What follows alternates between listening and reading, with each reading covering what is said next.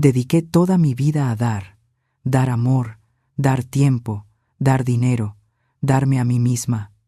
Hasta que una noche, frente a una mesa llena de comida que yo misma había pagado, escuché algo que me rompió para siempre. Esta no es solo una historia de humillación, es una historia de despertar. Si alguna vez te has sentido invisible en tu propia casa, esta historia es para ti.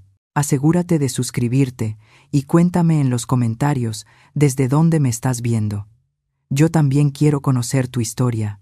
Todavía recuerdo el tintinear de las copas de cristal, el murmullo suave del jazz flotando por la casa que yo pagaba, el olor del pollo rostizado que había sazonado por la mañana, cocinándose lentamente, mientras hacía mandados para una cena en la que ni siquiera se suponía que debía participar.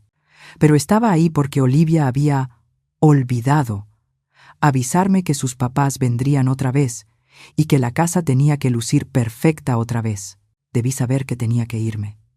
Debí saber lo que venía desde el instante en que su madre me miró con esos ojos entre curiosos y condescendientes y preguntó: ¿Y tú eres? Olivia no tardó ni un segundo. Ah, dijo riendo, como si fuera lo más gracioso del mundo. Ella es Montserrat, nuestra empleada no oficial, la que mantiene todo funcionando. Todos rieron, incluso mi hijo. Yo solo me quedé ahí, sosteniendo la botella de vino vacía que había subido del sótano. Sonreí como si el piso no se me desmoronara bajo los pies, como si el corazón no se me estuviera rompiendo pedazo por pedazo. Me disculpé, dejé la botella en la encimera y caminé despacio hacia mi habitación. Ellos siguieron riendo detrás de mí. Ninguno, ni siquiera mi propio hijo, se molestó en corregirla, en decir: ella es mi mamá, en decir algo. Esa noche no dormí. Me senté al borde de la cama, mirando la puerta que yo misma había pintado años atrás cuando nos mudamos. Recordé el día en que firmé los papeles de la hipoteca. Mi nombre, mi historial crediticio, mi enganche. Emiliano acababa de graduarse de la universidad. Olivia ni siquiera existía en esa época. Ellos no tenían nada. Yo les di todo. Y ahora yo era la empleada. A la mañana siguiente hice café como siempre. Alimenté al gato que Olivia fingía querer. Y cuando ella bajó con su ropa de yoga, demasiado ocupada con su teléfono como para decir «Buenos días», me quedé ahí, esperando. Al fin levantó la mirada. Le entregué las llaves. Todas. La de la puerta principal, la de atrás, la del garage, la del buzón. «¿Qué es esto?», preguntó frunciendo el ceño perfectamente maquillado. Sonreí. Suerte pagando la hipoteca ahora. Parpadeó. ¿Qué? Pasé junto a ella. Caminé por el pasillo, frente a las fotos que yo había enmarcado, los muebles que yo había elegido, las paredes que yo había pintado. No me llevé nada. Solo mi bolsa y el abrigo que llevaba puesto el día que traje a Emiliano del hospital por primera vez. Ni siquiera dije adiós. Escuché a Emiliano llamarme mientras abría la puerta. No me detuve. Corrió detrás de mí, descalzo en la cochera, pero seguí caminando. No azoté la puerta del carro. La cerré suave, con calma, porque algo dentro de mí se había roto, pero no de la manera que todos imaginan. No era rabia, no era dolor, era claridad. Y eso es lo más aterrador de todo, porque la claridad es silenciosa, no grita, no suplica, solo sabe. Y yo supe, por primera vez en mi vida, que había terminado. No sabía exactamente a dónde iba, pero sí sabía dónde no iba a quedarme. Lo último que vi en el retrovisor fue a Emiliano parado en la entrada de la casa, paralizado. No tenía idea de todo lo que acababa de perder. Y yo tampoco lo sabía todavía. Dicen que no te das cuenta de que te estabas ahogando hasta que por fin respiras. Esa primera noche en el pequeño departamento que me dejó mi tía abuela Rufina no fue libertad. Aún no. Fue silencio. Un silencio espeso, profundo, que se asentó sobre todo como polvo. El departamento olía a tiempo acumulado. Pisos viejos, papel tapiz amarillento, un calentador que gemía como si hubiera visto mejores décadas. Dejé mi bolso sobre la mesa de la cocina y me quedé ahí, sin saber si debía llorar o reír. No hice ninguna de las dos cosas. Solo me quedé mirando los azulejos descascarados, recordando la casa de la que acababa de irme. Pero ya no era un hogar. No para mí. Durante los días siguientes me moví como un fantasma. Dormía en el sillón porque la base de la cama estaba rota. Comía sándwiches de crema de cacahuate y sopas de microondas. No llamé a nadie. No porque no tuviera a quién, sino porque nadie me llamó a mí. Emiliano no mandó mensajes, no escribió un correo, ni una sola palabra. Supongo que Olivia le dijo que no lo hiciera. O quizá peor aún, simplemente no le importó. No dejaba de pensar en aquella cena, en cómo rieron, en cómo él rió. Yo crié a ese muchacho sola después de que mi exesposo se fue. Renuncié a mi carrera, a mis planes, a mí misma. Limpié cuartos de motel por las noches y acomodé mercancía al amanecer solo para mantener un techo sobre nuestras cabezas. Y cuando mis padres murieron y me dejaron el dinero del seguro, lo usé todo para comprar una casa, un hogar. Nunca le cobré renta, nunca le pedí que aportara un centavo. Y de alguna manera, en la versión de Olivia, yo había terminado convertida en la empleada.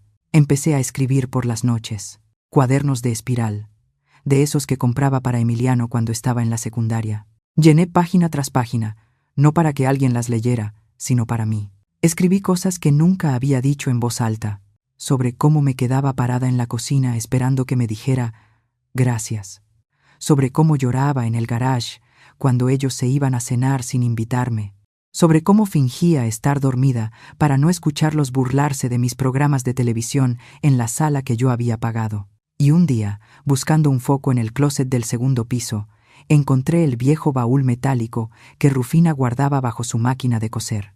Pesado, oxidado. Lo forcé para abrirlo, esperando encontrar hilos y botones. En cambio, encontré sobres, docenas, y uno en particular que lo cambió todo. Estaba dirigido a mí, con la letra familiar de Rufina, fechado casi 3 décadas atrás. Si estás leyendo esto, significa que has regresado, y lamento que hayas tenido que hacerlo. El corazón me retumbó al desplegar las hojas. Estaban amarillentas, frágiles. Dentro había copias de formularios del hospital, notas, y una sola fotografía de un recién nacido envuelto en una manta. No Emiliano. Había un nombre. Miguel Jiménez. Leí la carta 3 veces antes de que tuviera sentido. Rufina había sido enfermera en el hospital donde nació Emiliano. Decía que siempre tuvo dudas, que vio algo extraño en la nursería la noche en que di a luz, un cambio de habitación a último minuto, una confusión con las etiquetas. Pero cuando trató de reportarlo, ya era tarde. Los bebés ya se habían ido con las familias equivocadas. Nunca me lo dijo. Dijo que tuvo miedo. Dijo que esperaba estar equivocada. Pero años después encontró un documento entre sus archivos, un acuerdo silencioso del hospital con otra familia, y entonces lo supo. Emiliano no era mi hijo. Las manos me temblaron. Pensé que iba a desmayarme. Miré la foto, el nombre, Miguel Jiménez. Mi mente se negaba a procesarlo porque, si eso era cierto, ¿quién era Emiliano? ¿Quién era yo para él? Y entonces ocurrió algo extraño. No sentí duelo, no sentí ira, sentí libertad. No porque no quisiera a Emiliano, sino porque, de pronto, todos esos años de dolor, de sentirme extraña en mi propia vida, tenían explicación. Tal vez esa frialdad que siempre sentí de él, tal vez no la imaginé. Tal vez siempre me sintió como a una desconocida. Y tal vez yo no estaba loca después de todo. Pasé el resto de la noche leyendo cada hoja del baúl. Rufina lo había guardado todo. Pruebas de ADN, declaraciones, un pequeño artículo sobre la familia Jiménez, exitosa, educada, local y viviendo aún en la misma ciudad. Mi verdadero hijo había estado ahí todo el tiempo, creciendo a unos cuantos kilómetros de mí.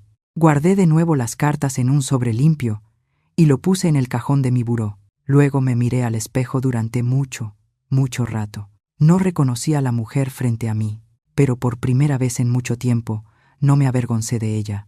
Estaba rota, sí, pero estaba despertando. Y el mundo aún no sabía lo que eso significaba. Hay un tipo de silencio que no se siente pacífico, se siente como castigo. Ese fue el silencio en el que viví durante semanas después de leer la carta de la tía Rufina. No sabía qué hacer con esa información. La llevaba dentro como un cable eléctrico, peligroso de tocar, imposible de ignorar. No busqué a Emiliano, no busqué a Miguel, solo existía. Cada día despertaba, preparaba una taza de café, miraba por la ventana polvorienta de la cocina y trataba de entender quién era ahora. La Montserrat que crió a Emiliano no era la misma mujer que leyó esas cartas. Esa Montserrat fue madre, esposa alguna vez, cuidadora, dadora de todo. Pero ¿quién era yo sin esa identidad? Una noche, el calentador dejó de funcionar en el departamento. Encendí una vela y me envolví en cobijas, acurrucada en el sillón, con los archivos del hospital en las piernas. Debí haberlos leído 100 de veces. Cada línea, cada firma, cada hora registrada, todo coincidía. Era real. Mi hijo real, Miguel Jiménez, había nacido la misma noche que Emiliano, en la misma área del hospital que después pagó para que nadie hablara del error. Rufina había guardado copias de todo antes de morir. Ella me dejó las piezas de una verdad que me habían robado. Sentí duelo, pero no por Emiliano. Lloré por el tiempo, por los momentos que pude haber compartido con Miguel. ¿Cumpleaños? Primeros días de clases, rodillas raspadas, tareas de ciencias. Todo lo que creí que estaba viviendo con mi hijo, en realidad era para otro. Y aún así, no sentí odio hacia Emiliano. Mi amor por él no había sido biológico, había sido incondicional. O eso pensaba yo. Pero cuando alguien a quien criaste no te defiende, ni siquiera te ve, te obliga a reevaluarlo todo. Fue una tarde de martes, cuando por fin me recompuse. Había estado escondiéndome demasiado tiempo. No estaba lista para enfrentar a Emiliano. Aún no, pero podía empezar por algún lugar. Un lugar tranquilo. Caminé hacia el centro del pueblo y me quedé frente a la pequeña librería en la esquina de Morelos y Allende. Librería Jiménez. Estaba pintada de verde oscuro, con letreros hechos a mano en las ventanas. La había pasado por ahí docenas de veces sin notarla. Él estaba ahí, Miguel. No necesitaba preguntar. Se veía de unos 30 años, quizá un poco más. Bien arreglado, lentes para leer. Ayudaba a una joven a buscar un libro de poesía. Tenía una voz suave, paciente, una postura tranquila, pero segura. Me quedé parada al otro lado de la calle, con el corazón golpeando en mi pecho, los ojos fijos en el hijo que nunca supe que tenía, y lloré ahí mismo sobre la banqueta. No sollozos, no gritos, solo lágrimas silenciosas, imparables, que se deslizaron por mis mejillas hasta perderse en el cuello de mi abrigo. No entré. Ese día no, solo observé, y luego lo hice otra vez, al día siguiente, y al siguiente. Se convirtió en un ritual. Caminaba la cuadra, me sentaba en la banca de la esquina, fingía revisar el celular o tomar café de un vaso de papel, y miraba a Miguel vivir la vida de la que yo nunca había formado parte. No era acecharlo, era duelo, pero también preparación, porque poco a poco las piezas empezaron a encajar. Mientras me quedaba afuera de esa librería, empecé a notar cosas: el horario de entregas, los nombres de los clientes, el ritmo del negocio. Observaba, sí, pero no solo a él, también a ellos, a Emiliano y a Olivia. Empecé a seguir sus patrones, sutilmente. Ya los conocía de memoria. Olivia siempre publicaba en redes sus lugares favoritos para el brunch, el estudio de yoga, las catas de vino.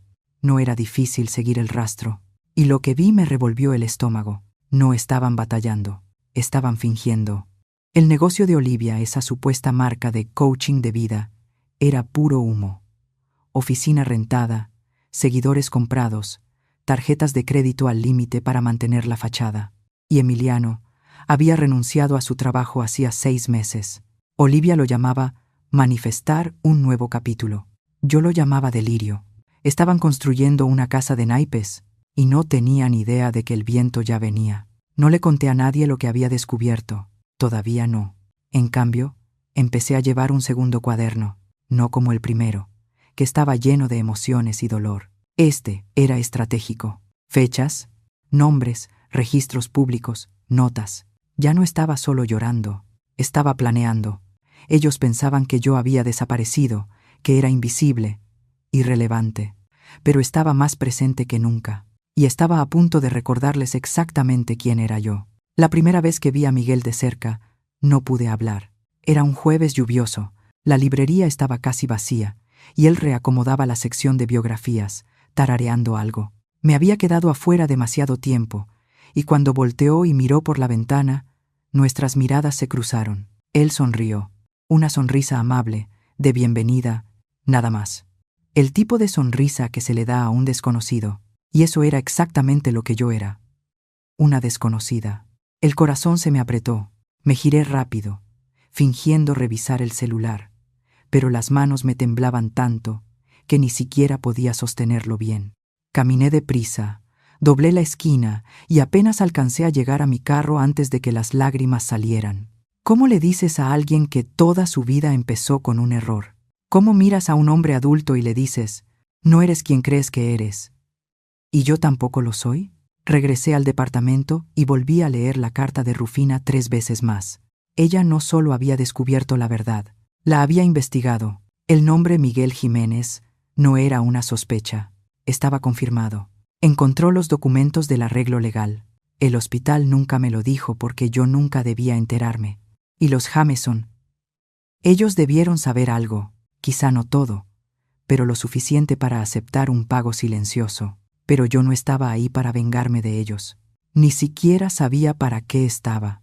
Solo quería conocerlo, ver si el vacío en mi pecho podía llenarse con la realidad de quién era él. Así que regresé. Empecé poco a poco. Compré un libro. Miguel lo cobró él mismo. Buena elección, me dijo sonriendo. Ya casi no se encuentran. Su voz era cálida, familiar de una manera que me hizo un nudo en la garganta. Al darme la bolsa, sus dedos rozaron los míos un segundo. Asentí. ¿Tú eres dueño de este lugar? Más o menos, respondió. Mis papás me ayudaron a empezarlo. Ya están jubilados, así que yo me encargo de todo. Por supuesto que tenía apoyo. Por supuesto. No como Emiliano, que no tuvo más que mi sangre, mi sudor y mi sacrificio, y aún así se rió de mí cuando le convenía. Miguel tenía padres, pero no me tenía a mí. Y Emiliano me tuvo a mí, y nunca quiso lo que yo daba. El universo mezcló todas las piezas y nos dejó sangrando sobre los lugares equivocados. Seguí yendo a la librería cada pocos días, casual. A veces compraba algo, a veces solo veía. Miguel empezó a reconocerme. «¿De nuevo por aquí?», decía con esa sonrisa tranquila. Hablábamos del clima, de libros, de cosas pequeñas. Nunca le dije mi nombre. Todavía no era momento. Mientras tanto, en las sombras de mi vida anterior, todo se empezaba a mover. Emiliano me envió un mensaje. Uno solo. «Mamá, ¿estás bien?». Después de 3 semanas de silencio, eso fue todo. No respondí. Ya no tenía nada que decirle, pero empecé a mirar más profundo en su mundo. Revisé la escritura de la casa. Seguía a mi nombre. Olivia había intentado refinanciar sin mi permiso. Negado. No podían pagar la hipoteca. Emiliano no tenía ingresos. Pude haberlos desalojado de inmediato. Habría sido demasiado fácil. No. Yo quería que sintieran cómo su vida se deshilaba poco a poco. El miedo, la realización, el derrumbe. La conciencia de que el suelo bajo sus pies no solo era frágil, le pertenecía a otra persona, a mí. Cada noche escribía. Mi nuevo cuaderno era meticuloso. Cada recibo, cada conversación, cada vez que Miguel mencionaba un pasatiempo, un autor favorito, un recuerdo de la infancia, lo anotaba, no para usarlo contra él, sino para entender al hijo que nunca pude criar. Y entre líneas, vi la verdad más clara que nunca. Emiliano no me trató mal porque fue cambiado al nacer.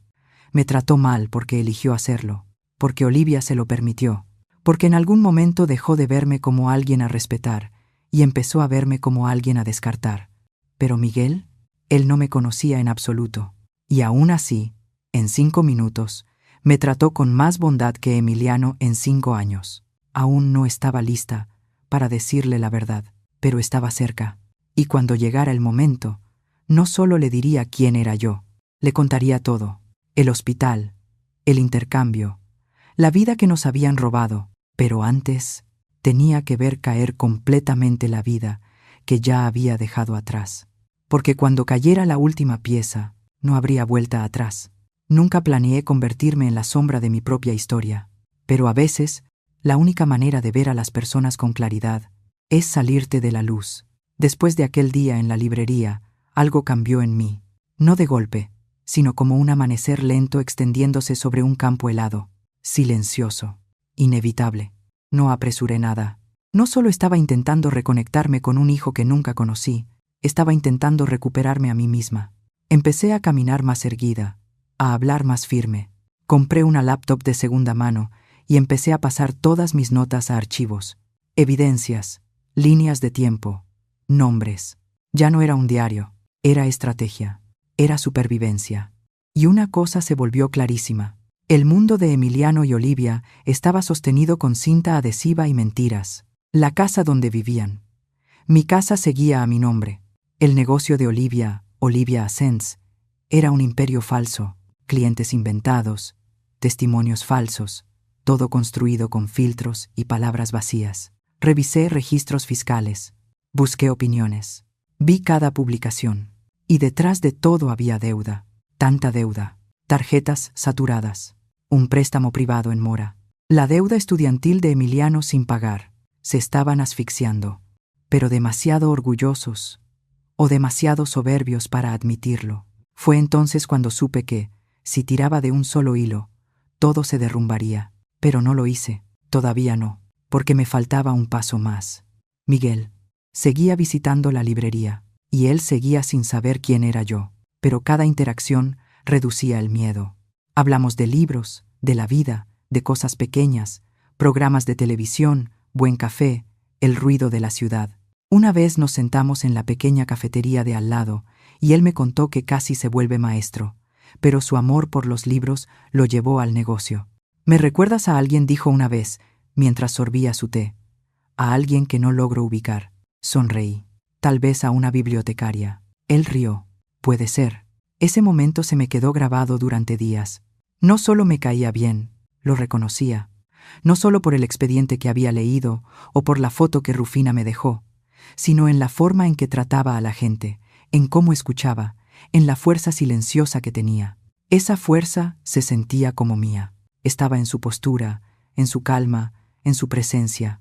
Empecé a soñar con una vida distinta, una en la que yo lo hubiera criado, una en la que horneábamos galletas en la cocina, en la que lo llevaba a los partidos de fútbol y le gritaba desde la tribuna. Podía imaginarlo con tanta claridad que el pecho me dolía, pero no podía volver atrás. Así que empecé a planear lo que seguía. Lo primero que hice fue llamar a una abogada. No por venganza, por justicia. Quería que la casa se vendiera. Tenía todo el derecho legal. Yo había dado el enganche. Yo había pagado cada cuenta. Y nunca firmé la propiedad a nombre de nadie más. Emiliano siempre decía, luego la ponemos a tu nombre. No hay prisa. Claro. Para él no había prisa. Yo pagaba todo. Ahora quería recuperar mi nombre, mis derechos, mi hogar, aunque no físicamente, al menos legalmente. Me reuní con una abogada en el centro, una mujer más o menos de mi edad, aguda y directa. Escuchó sin juzgar.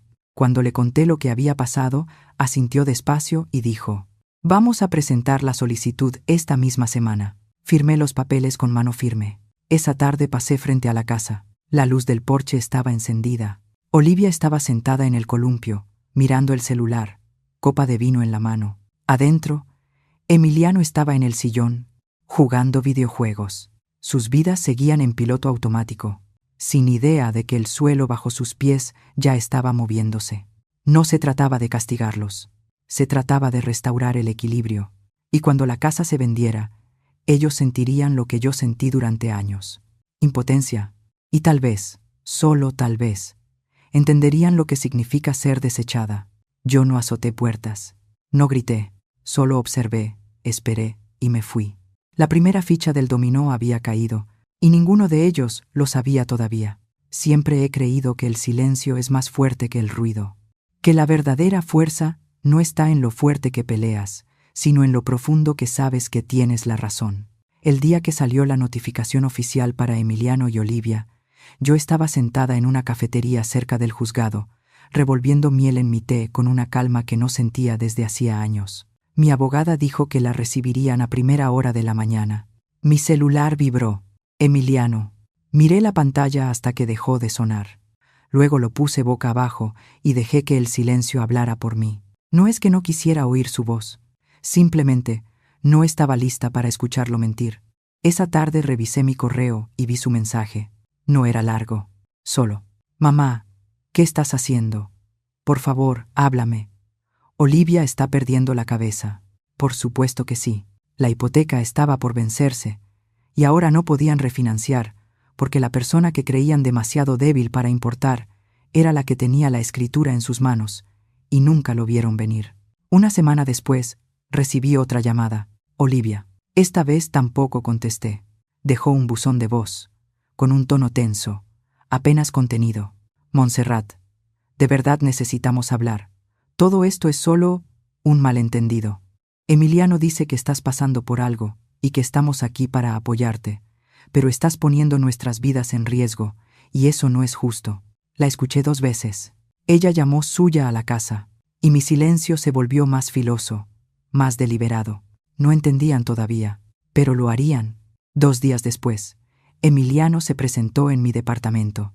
Lo vi por la mirilla antes de que tocara siquiera. Cabello despeinado, ojeras profundas, un hombre deshaciéndose. No abrí la puerta. Se quedó ahí un buen rato. Tocó una vez, luego otra, y dijo: «Mamá, por favor no hagas esto». Yo estaba al otro lado, con la mano sobre la perilla, pero no la giré. Lo dejé sentarse en la incomodidad de no ser escuchado, igual que yo durante años. La semana siguiente, mi abogada terminó el papeleo para poner la casa en venta. Yo recibiría toda la ganancia, cada centavo, legalmente, éticamente, emocionalmente, todo era mío. Olivia intentó pelearlo. Alegó aportación de valor. Mi abogada sonrió y dijo: «Que lo demuestre en el juzgado». No pudo, porque nunca invirtió en nada más que en apariencias, y ahora esas apariencias se estaban desmoronando, filtro por filtro. La noticia empezó a correrse. Los papás de Olivia dejaron de comentar en sus publicaciones. Clientes empezaron a cancelar. Ella subió un video intentando explicar lo injustas que eran las leyes de propiedad generacional. La gente vio más allá. Y yo no publiqué nada. Solo seguí yendo a la librería de Miguel. Tomamos café otra vez. Hablamos de una novela vieja que a ambos nos gustaba. Me recomendó una memoria. Es sobre el duelo, dijo, pero también sobre el perdón. Asentí, tragándome el nudo en la garganta. Creo que te gustaría, añadió. Tal vez sí, pero todavía no. Aún no había terminado de hacer duelo, ni de perdonar. En casa empecé a guardar fotos viejas en cajas, imágenes de Emiliano de bebé, retratos escolares, fiestas de cumpleaños donde yo hacía todo el trabajo y nunca recibía el crédito. No las tiré, pero las guardé, porque la mujer que había pasado su vida dando todo ya no estaba, y la mujer que había ocupado su lugar no estaba furiosa, estaba despierta. Los papeles estaban firmados. La casa iba a salir al mercado, y en algún lugar dentro de esa librería verde al otro lado de la ciudad, mi hijo real se reía de algo que un cliente le decía, completamente ajeno a que su vida también estaba a punto de cambiar, pero para bien.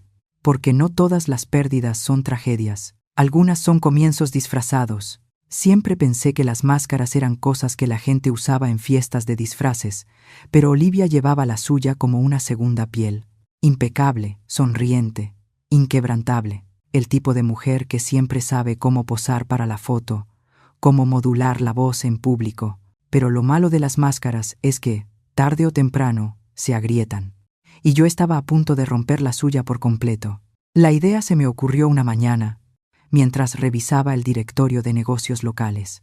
Ya tenía suficiente suciedad personal, problemas de crédito, asociaciones falsas en Instagram, pagos atrasados de la hipoteca, pero quería algo más que rumores. Quería hechos, algo concreto, algo que no pudieran maquillar.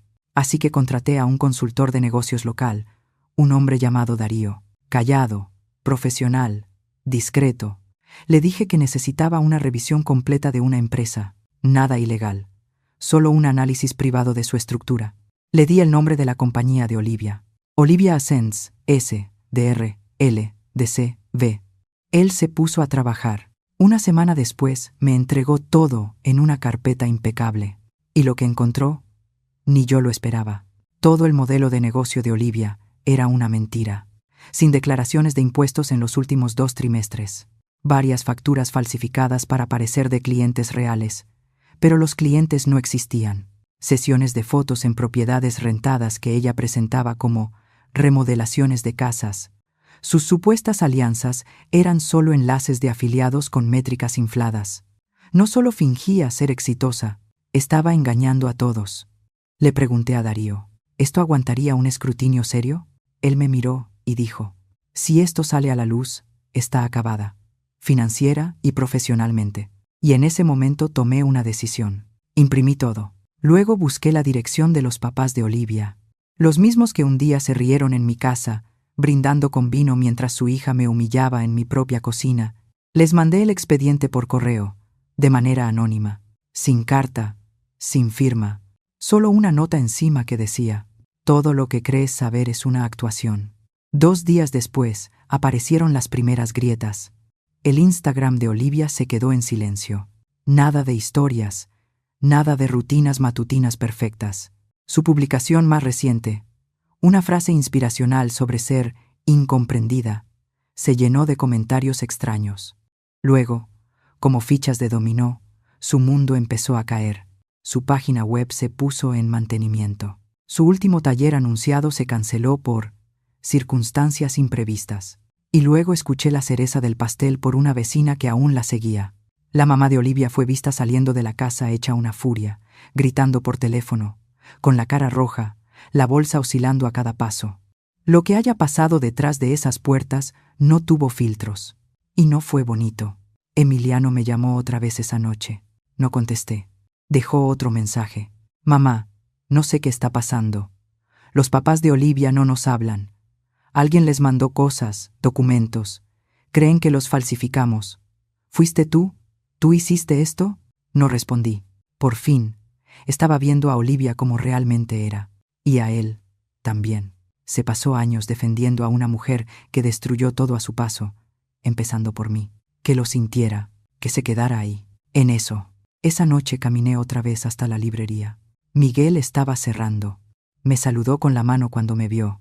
¿Otra vez por aquí?, dijo, abriendo la puerta para dejarme pasar. Ya deberías trabajar aquí. Sonreí. Tal vez sí. Nos sentamos en el piso, rodeados de montones de libros de bolsillo.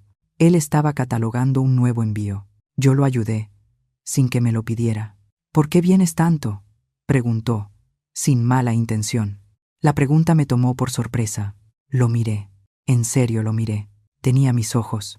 No lo había notado antes. Me gusta cómo se siente este lugar, respondí, como si nada estuviera fingiendo ser algo que no es. Él inclinó la cabeza, como evaluando mis palabras. A mí también, dijo. Trabajamos en silencio después de eso, sin plática ligera, sin más preguntas. Pero en ese silencio, algo se acomodó entre nosotros. No la verdad, todavía no, pero algo cercano, un hilo que nos unía. Y por primera vez, no me sentí un fantasma en la vida de alguien más. Me sentí vista. Y la mujer que, alguna vez estuvo invisible en su propia cocina, ya no existía. En su lugar, estaba alguien que ellos nunca esperaron, alguien a quien nunca debieron subestimar. Antes pensaba que el corazón se rompía de un solo golpe, como un choque de carro o una puerta que se cierra de golpe. Pero no es así, no siempre. A veces se rompe despacio, como agua filtrándose por el techo, gota a gota, hasta que un día, todo el techo se viene abajo. Y Emiliano, por fin estaba parado bajo el diluvio. Las noticias ya le habían llegado. La casa estaba oficialmente en venta.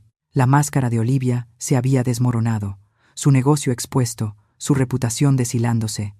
Y sin nadie más a quien culpar, Emiliano hizo lo que siempre hacía, corrió hacia mí. Escuché los golpes antes de verlo. Era una tarde tranquila. Justo estaba terminando una taza de té, cuando el sonido resonó por todo el departamento. 3 golpecitos suaves, dudosos, como los de alguien que no sabe si lo van a recibir o le van a cerrar en la cara. Abrí la puerta despacio.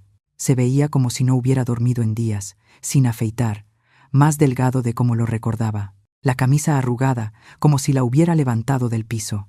Mamá dijo, con la voz quebrada, ¿puedo pasar? No respondí, solo me hice a un lado. Entró y se quedó en medio del cuarto, como si no supiera qué hacer con su propio cuerpo. Durante mucho rato ninguno de los dos habló. Al final, fue él quien se rompió. ¿Por qué nos estás haciendo esto?, preguntó. ¿A nosotros? Casi me reí. ¿Nosotros?, repetí, como si hubiera habido un nosotros en años. Me senté en el sillón frente a él, tranquila, serena. No te estoy haciendo nada a ti, Emiliano. Estoy haciendo algo por mí. Apretó la mandíbula. Estás vendiendo la casa. Mi casa. Yo crecí ahí. Y tú la regalaste. Yo no la regalé, dije, con la voz baja. Tú sí. Tú dejaste que tu esposa me convirtiera en tu empleada. La dejaste hacerlo. Te reíste. Nunca siquiera te disculpaste. No lo negó. Solo miró al piso. Pensé que estabas exagerando, murmuró. No sabía que te dolía así. Lo miré fijamente. Ese es el problema, Emiliano. Nunca te tomaste la molestia de saber qué me dolía. Solo asumiste que yo siempre iba a estar ahí, recogiendo tus desastres, pagando tus cuentas, asintiendo mientras dejabas que esa mujer arrancara pedazo por pedazo quién era yo. Se estremeció. Olivia no es quien yo creía. Eso no es una novedad para mí. Por fin levantó la mirada. Tenía los ojos vidriosos. Lo perdí todo. No parpadeé. No. Lo entregaste. El silencio se estiró entre nosotros. Te extraño, susurró. Me enderecé. Yo te crié, dije. Te alimenté. Te vestí. Sacrifiqué todo por ti. Y tú permitiste que me humillaran en la casa que yo compré. El labio le tembló. Pensé que ella me estaba ayudando. Pensé que estábamos construyendo algo. Construyeron una mentira, respondí. Y ahora se está cayendo. Se levantó entonces. Empezó a caminar de un lado a otro. Entonces ya está. ¿Solo te vas y ya? Me levanté. Caminé hasta el cajón junto a la cocina y saqué el sobre que Rufina me dejó. Lo sostuve en las manos. Te voy a decir algo ahora, dije. Y necesito que escuches. Que de verdad escuches. Asintió. Confundido. Le puse el sobre en las manos. Estos son tus registros de nacimiento. Léelos. Se sentó. Lo abrió despacio. El ceño se le frunció y luego se le vino abajo. Leyó la carta, los documentos del hospital, la prueba de ADN que Rufina mandó hacer en secreto después de tantos años. Levantó la vista hacia mí, con los ojos muy abiertos. Esto no puede ser real. Lo es. ¿Estás diciendo que no soy tu hijo? Estoy diciendo que no naciste de mí, pero te crié como si lo fueras. Te di cada pedazo de mí, incluso cuando tú no lo quisiste. Se puso pálido. Entonces, ¿quién es tu hijo de verdad? No respondí. Se quedó ahí sentado, en shock, con la boca entreabierta, las hojas temblando entre sus manos. Ya no sé quién soy, susurró. Ahora sabes cómo me sentí yo, dije. Durante años. No lloró. No de verdad. Pero algo dentro de él se quebró, y yo lo vi. No con rabia, no con satisfacción, con paz. Porque por fin dije lo que tenía que decir. Lo acompañé hasta la puerta. Él se giró, con la mirada suplicante. ¿Podemos arreglar esto? Sostuve su mirada. No lo sé, respondí. Pero ya no es mi trabajo intentarlo. Y cerré la puerta con suavidad detrás de él, no por despecho, sino con firmeza. Porque por primera vez en mi vida, yo no era la que la dejaba abierta. Tardé 3 días en decidir cómo lo iba a hacer. Practiqué la conversación frente al espejo, en el carro, incluso en la fila del supermercado, con la mano apretando una canastita llena de naranjas, susurrando frases que casi no podía terminar. Soy tu madre. Hubo un error. Has vivido una vida que no estaba destinada para ti. Y yo también. Y nada sonaba bien. Porque, ¿cómo sueltas una verdad así en la vida de alguien y esperas que sobreviva al impacto? Aún así, tenía que intentarlo. Miguel estaba en la librería, como siempre. La luz entraba por las ventanas en haces dorados, suavizando los estantes y dibujando sombras sobre el piso de madera. Se sentía como un lugar sagrado, un sitio donde la verdad pertenecía. Cuando levantó la vista y sonrió, casi me di la vuelta para irme. Casi, pero no lo hice. Hola, dijo. Llegaste en buen momento. Acabamos de recibir una tanda nueva de ediciones raras de poesía. Tragué el nudo en la garganta. En realidad dije, yo vine a hablar. Me estudió un segundo, percibiendo algo en mi voz. Claro, pasa. Me llevó por una puerta lateral hasta una pequeña sala de descanso. Una tetera en la encimera, un sillón descuadrado, una mesa despintada. Vida real, sin filtros. Nos sentamos. He estado viniendo aquí por una razón, empecé, retorciendo las manos. Me lo imaginaba, dijo en voz baja. ¿Te diste cuenta de que no vienes precisamente por los libros? Solté una risita triste. No, no vengo por los libros. Entonces saqué el sobre, la carta de Rufina, los registros de nacimiento, la prueba de ADN, y lo puse sobre la mesa, entre los dos. ¿Qué es esto?, preguntó, con cautela. Algo que va a cambiarlo todo. Me miró, esperando. Hace como 30 años, dije, con la voz quebrándose. Hubo un error en el hospital. 2 bebés fueron cambiados al nacer. Sus cejas se juntaron. La confusión se le dibujó en la cara. Mi hijo, continué, fue entregado a otra familia. Se quedó muy quieto. ¿Y el de ellos? Me lo entregaron a mí. No dijo nada durante un largo momento. Yo lo crié, seguí. Lo amé con todo lo que tenía. Pero él no me amó de vuelta. No de verdad. Sus ojos buscaron los míos, uniendo poco a poco lo que yo no estaba diciendo en voz alta. ¿Crees que yo soy? No lo creo, dije. Lo sé. Miró el sobre. Lo tomó con manos temblorosas. Adentro estaban los documentos, la línea de tiempo, la explicación, la carta de Rufina con su confesión silenciosa. Leyó en silencio. Cada segundo se estiró como si fuera eterno. Cuando terminó, no me miró de inmediato. Solo dejó los papeles sobre la mesa, con los dedos todavía apoyados en las orillas, como si necesitara agarrarse de algo. Es demasiado, dijo al fin. Lo sé. ¿Y tú eres Montserrat? Sí. Alzó la mirada, con los ojos vidriosos. No siento nada. Todavía no. No tienes que sentir nada, respondí. No estoy aquí para pedirte un lugar en tu vida. Solo quería que supieras. Necesitaba que supieras. Él asintió despacio. ¿Por qué ahora? Porque ya no podía seguir viviendo con este silencio, dije. Porque la verdad merecía respirar. Él se recargó hacia atrás, soltando el aire con fuerza. Tengo papás. Ellos me criaron bien. Lo sé. Los quiero. Mucho. Nunca te pediría que no los quisieras. Nos quedamos ahí, en ese cuartito, rodeados de libros y olor a papel viejo y té de menta, y sentí algo que no había sentido en años. Alivio, no alegría, no cierre perfecto, sino la libertad de ya no cargar sola algo tan pesado. Él se levantó después de un rato, caminando despacio de un lado a otro.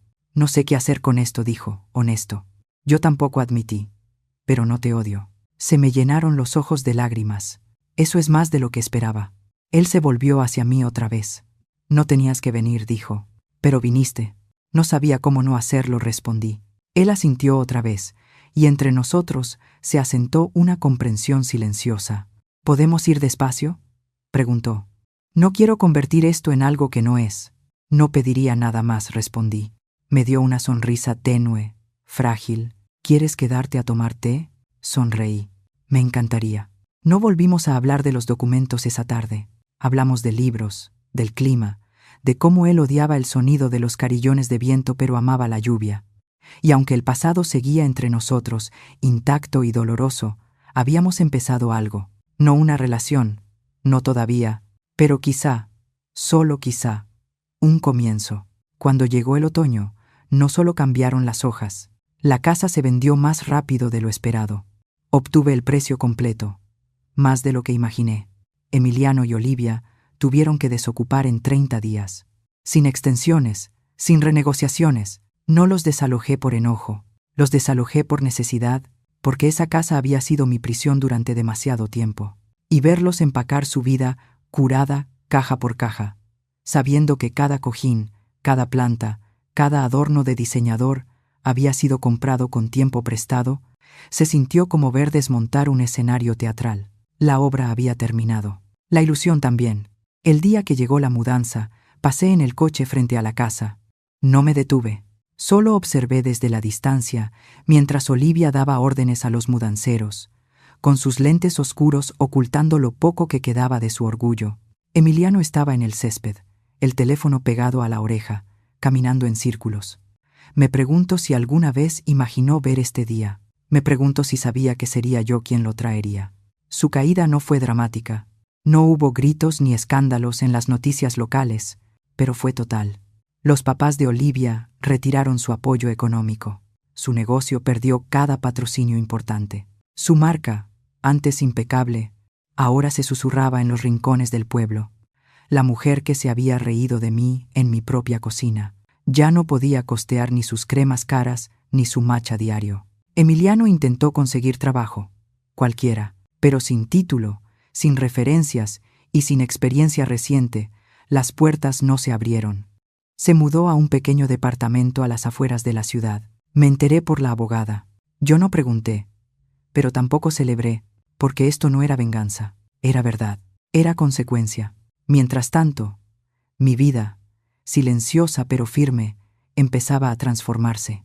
Miguel y yo seguíamos reuniéndonos, siempre casual, café, conversaciones sobre libros, artículos que compartíamos, pequeños comentarios sobre la vida. Una vez preguntó por mi escritura, y le dije que había empezado a trabajar en unas memorias, que tenía una historia que contar. Aunque nunca la publicara, deberías hacerlo, dijo. Historias así importan. Él todavía no me llamaba mamá, y yo no lo esperaba. Ese no era el punto. Estábamos construyendo algo, no por obligación, sino por elección. Y eso lo cambiaba todo. Una tarde caminamos juntos por el mercado de agricultores. Él tomó un frasco de mantequilla de manzana y rió. Mi mamá hacía esto cada otoño. Algo en cómo dijo, mi mamá no me dolió. Se sintió bien, natural, correcto, porque él tenía a una mamá y yo tenía a un hijo que no me vio, sino hasta que era demasiado tarde. Algunas noches me sentaba sola con mi té, preguntándome si Emiliano dormía en un colchón o en el piso, si Olivia seguía usando sus batas de seda, si ahora se miraban y veían todo lo que ignoraron durante años. No los extrañaba. Extrañaba la idea de lo que se suponía que éramos.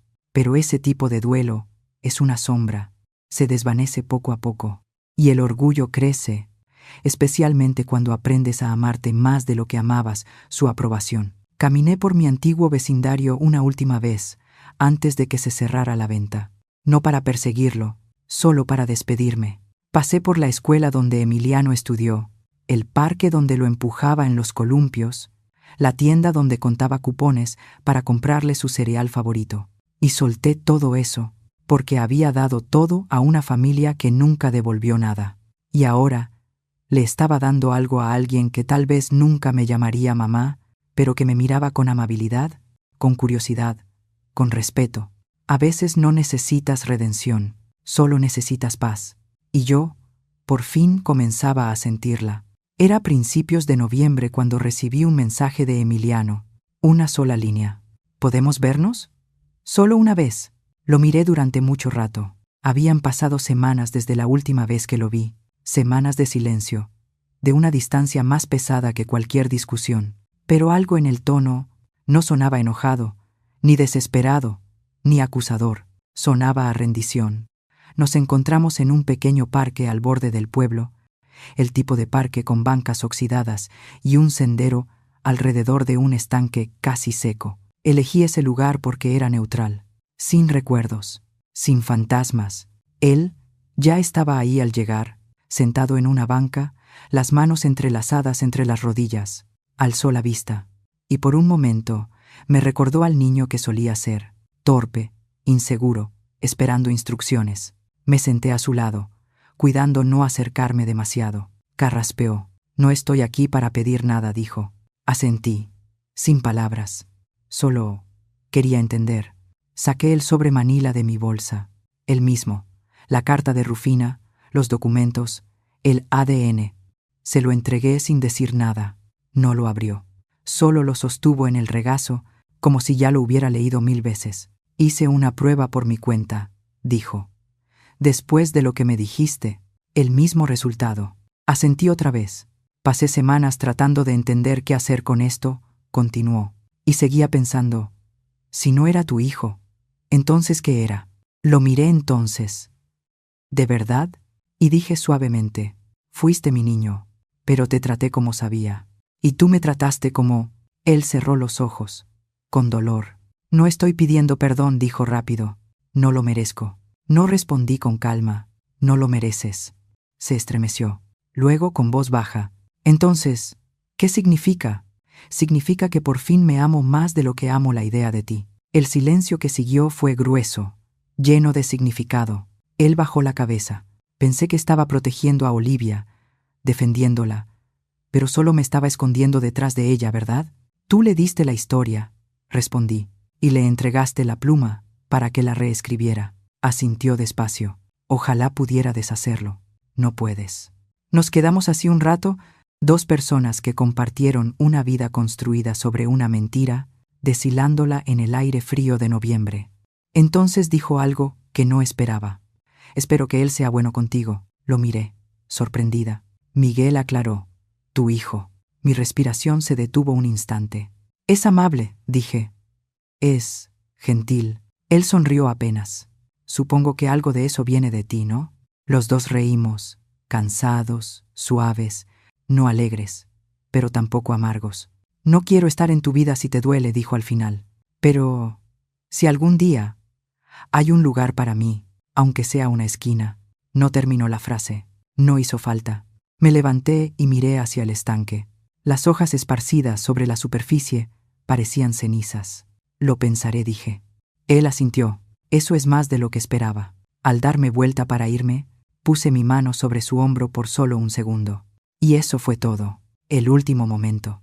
No un cierre, sino un entendimiento. Y eso, entendí. Era suficiente, porque ya no necesitaba arreglarlo. Ya no necesitaba arreglarme. Solo necesitaba ser libre. Y lo era. De verdad lo era. Siempre pensé que la palabra libertad sonaba demasiado grande, demasiado solemne, como algo reservado para discursos y desfiles, no para alguien como yo. Pero cuando hice girar la llave en la puerta de la librería de Miguel esa mañana, por fin entendí lo que significaba. Él me había llamado la noche anterior, diciendo que tenía algo que mostrarme. Su voz era casual, pero había un peso escondido debajo. Entré y lo vi de pie junto a la pared del fondo, donde colgaba un nuevo letrero de madera sobre un arco. El letrero decía: El próximo capítulo. Sonreí. ¿Qué es esto? Me entregó una llave de bronce, pequeña, simple, pulida. Es una sección nueva que estoy abriendo, dijo. Un espacio acogedor para leer, un rincón de café, charlas comunitarias. Quiero que sea más que una librería. Quiero que se sienta como pertenencia. Volteé la llave entre mis dedos. ¿Y quieres que yo la abra? Me miró. Serio ahora. Quiero que la tengas. Me quedé viéndolo. Entonces él continuó, con voz suave. Tú le diste tu vida entera a alguien que te trató como si fueras un mueble, un accesorio. Pero yo sí te veo. No necesito que me pruebes nada. Ya hiciste suficiente. Las lágrimas me llenaron los ojos. Parpadeé para contenerlas. No tienes que hacer esto, susurré. Lo sé, respondió. Pero quiero. Caminé hacia la puerta, bajo el letrero, y deslicé la llave en la cerradura. Giró suavemente. Adentro, una luz tibia se filtraba por las ventanas altas. Los estantes cubrían las paredes, ya medio llenos de clásicos y memorias. Una alfombra en el centro, un sillón gastado, una mesita con un juego de té. Parecía una habitación salida de un sueño que había olvidado que tenía. Me giré, completamente deshecha. Miguel sonreía. Considera lo tuyo. Por el tiempo que quieras, dijo. Entré hasta el centro del cuarto y me quedé quieta, respirando todo, el aroma de madera nueva, papel y posibilidad. Esa noche, me senté en el departamento por última vez, el cuaderno viejo sobre mis piernas, la última página aún en blanco. Escribí: fui una mujer que dio hasta desaparecer. Luego, me convertí en la mujer que recuperó todo. No con rabia, no con fuego, sino con silencio, con verdad, y con una fuerza que ellos nunca vieron venir. Al día siguiente, finalicé la donación. Una parte de la venta de la casa fue directamente a una fundación que apoya a mujeres que comienzan de nuevo, mujeres descartadas, desestimadas, subestimadas, igual que yo lo fui. Me llamaron para agradecerme, pero yo no necesitaba agradecimientos, porque cada vez que entraba a esa librería, a ese próximo capítulo, recordaba quién era ahora, no la madre de Emiliano, no la empleada de Olivia. Montserrat, mujer, sobreviviente, autora de su propio final. Nunca necesité permiso para empezar de nuevo, solo una llave, y ahora la tenía en la mano. Y esta vez no abría la puerta de alguien más, abría la mía. Gracias por escuchar. No olvides suscribirte, y si quieres, comparte tu historia en los comentarios. Tu voz importa.